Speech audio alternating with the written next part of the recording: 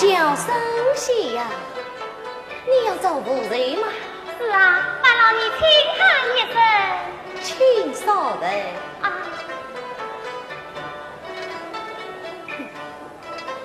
啊，妇人来了，请过妇人先生，起来，起来。哎呀，退！我当你知道君子分，怎样的戏弄人家不给呀应？我本是个大将军，岂可与你去送行？既是将军有身份，你愿我与我看不清啊！谁叫你我的实话你不听？夫人已经带了病，生死惶惶看难言，病死要紧容在办。故儿你有话责怪待我讲，我何尝与你容不清？这样说来，我错怪了你，这样说来，我是当得了你。不妨事。文小姐到此有光，我特地前来送书信，这封书信何人写？那母亲的妹妹名黛英，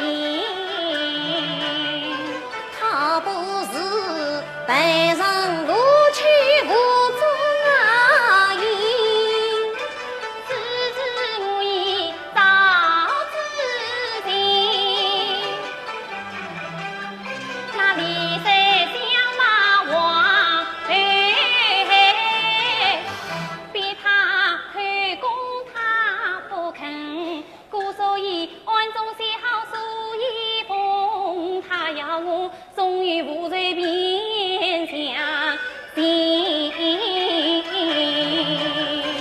你把书信交与我，我替你去道与那妇人听。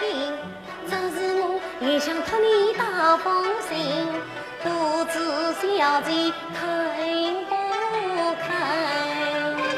你把书信交与我，我替你送于谁信人？我不是书信，是看信。开心人呀，我记在心。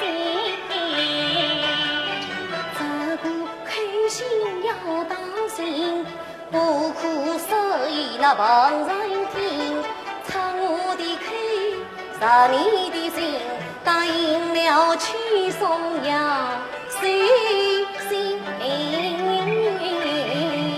既然本人愿意反悔，请将其事实。哦，唉，妹妹，哎呀！你在讲什么？哦，我是在你心叫你听啊。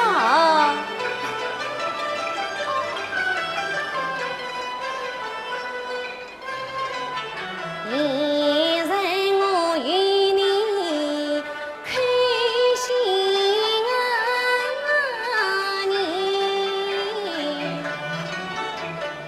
就是同你见了面，你的美貌像天仙，我爱恋杀心啊的啊爷们哎呀，我怀你